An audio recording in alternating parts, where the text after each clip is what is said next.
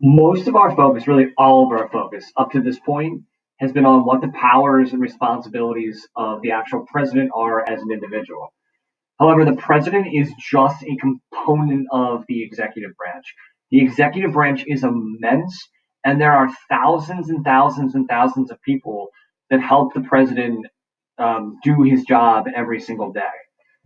All of the federal agencies and departments and sub departments that are part of the executive branch are collectively known as the bureaucracy. The bureaucracy is kind of a boring term, but it's like really all of the people, all of the groups, all of the departments, all of the agencies that are responsible for helping the president. And all of these agencies that make this group up as part of the executive branch really have four main responsibilities. Number one, they specialize. They really divide up the work so that each one of these groups or agencies can become like the expert in that particular field. As a result of them specializing in a particular area, they're then able to advise the president on the best approaches to take. The president can't possibly know everything about everything. So there's only so many hours in a day.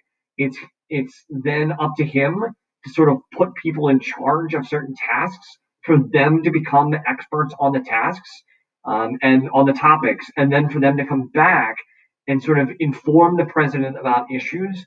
And then once the president's more educated about the issues, he can make sort of a final decision.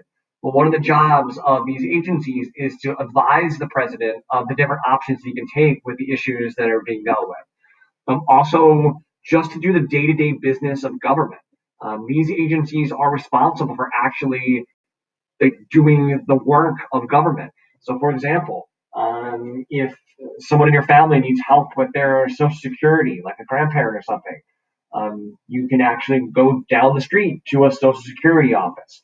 They actually are responsible for helping with this, or get your passport or something like that. There are actually jobs that need to be done every day that involve government agencies. And the last one is the job of the executive branch is to enforce Congress's laws. Many of these agencies are responsible for like taking the laws that Congress makes and then actually putting them into work, actually implementing them and really enforcing them and making sure people that are following the laws that Congress has put into place. And one of the things that you can see is that the size of our government has gotten bigger throughout our government's history.